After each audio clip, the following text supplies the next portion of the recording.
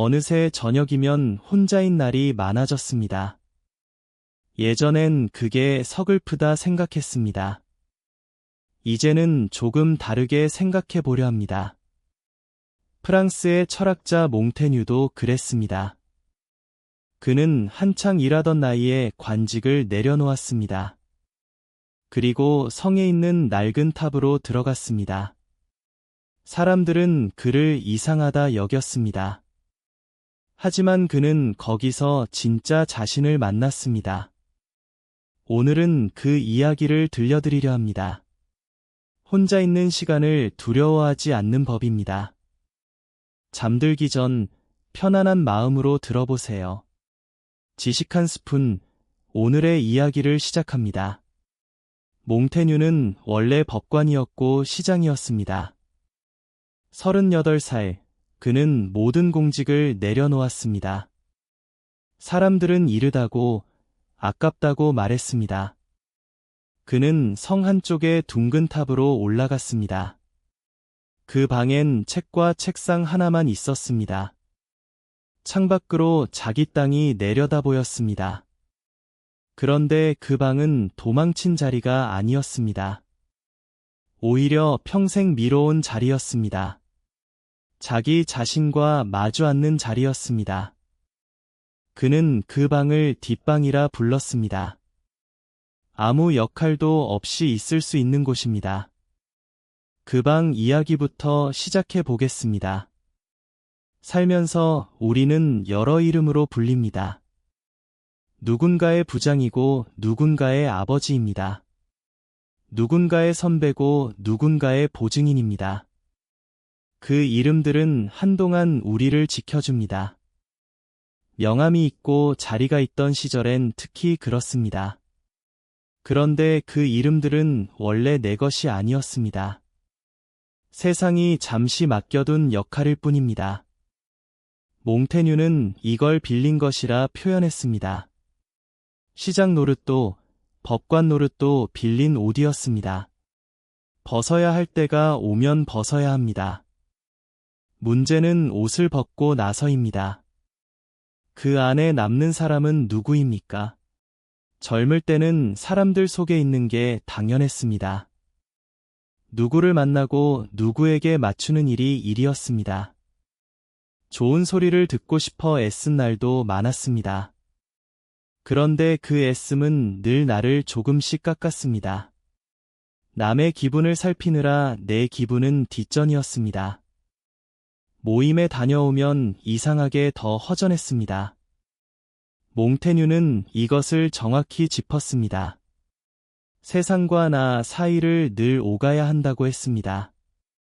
그러나 자신과의 거래는 소홀히 해선 안 된다고 했습니다. 남과 잘 지내는 것도 중요합니다.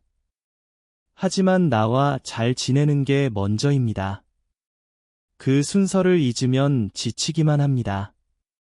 몽테뉴가 말한 뒷방은 장소가 아니었습니다. 가게 안쪽에 딸린 진짜 뒷방을 떠올려 보십시오. 손님도 없고 장부도 없는 공간입니다. 오직 자기 물건만 놓인 방입니다. 그는 우리 마음에도 그런 방이 필요하다 했습니다. 아무 역할 없이 앉아 있을 수 있는 방입니다. 남편도 아니고 아버지도 아닌 나 말입니다. 사장도 아니고 선배도 아닌 나 말입니다. 그 방에선 아무에게도 설명할 필요가 없습니다. 그 방에선 잘 보일 필요도 없습니다. 나이 들수록 이 방 하나가 필요합니다. 오늘 밤 그 방을 한번 떠올려 보십시오. 은퇴를 혹은 한적해짐을 실패라 여기는 사람이 많습니다. 한창 때보다 만나는 사람이 줄면 위축됩니다. 그런데 몽테뉴는 다르게 봤습니다. 물러난다는 건 세상에서 지는 게 아닙니다. 오래 미뤄둔 나에게로 돌아가는 일입니다. 젊어서는 세상을 위해 나를 썼습니다. 이제는 나를 위해 나를 쓸 차례입니다. 그건 이기적인 게 아니라 순리입니다. 평생 남을 위해 살았다면 더욱 그렇습니다. 자리에서 내려온 건 밀려난 게 아닙니다. 드디어 내 차례가 온 것입니다. 이 말을 오늘 꼭 기억해 두십시오. 산속에 들어가야 고독한 건 아닙니다. 사람들 속에서도 늘 혼자인 사람이 있습니다. 반대로 혼자 있어도 평온한 사람이 있습니다. 몽테뉴는 그 차이가 마음에 있다고 했습니다. 마음이 시끄러우면 산속에서도 시끄럽습니다. 마음이 고요하면 시장 한복판에서도 고요합니다. 그러니 자리를 옮긴다고 다 해결되진 않습니다. 진짜 옮겨야 할 건 마음의 습관입니다. 남의 시선을 따라가던 습관 말입니다. 그 습관을 내려놓는 연습이 먼저입니다. 장소보다 이 연습이 진짜 고독을 만듭니다. 혼자 있는 법은 결국 마음 쓰는 법입니다. 우리는 오래 남의 평가를 살피며 살았습니다. 저 사람이 나를 어떻게 볼까 신경 썼습니다. 그 신경씀이 삶의 많은 결정을 좌우했습니다. 몽테뉴는 이제 그만해도 된다고 말합니다. 명성은 결국 남의 입에 달린 것입니다. 남의 입은 내가 붙잡을 수 없습니다. 붙잡을 수 없는 것에 매달리면 지칩니다. 내가 정말 붙잡을 수 있는 건 나 자신입니다. 어떤 사람으로 살았는가, 그것뿐입니다. 남이 알아주든 몰라주든 상관없습니다. 스스로 부끄럽지 않으면 그것으로 됩니다. 이 문장 하나만 기억해도 충분합니다. 나이가 들면 자연히 짐이 늘어납니다. 자식 걱정, 재산 걱정, 건강 걱정입니다. 그 짐을 다 짊어지려는 사람이 많습니다. 몽테뉴는 조금씩 내려놓으라 권합니다. 자식은 자식의 삶을 살아야 합니다. 재산은 결국 두고 갈 것들입니다. 모든 걱정을 다 끌어안을 필요는 없습니다. 내려놓는다고 무책임한 게 아닙니다. 오히려 무엇이 진짜 내 몫인지 아는 것입니다. 내 몫이 아닌 짐까지 지면 허리가 상합니다. 하나씩 내려놓으며 가벼워지십시오.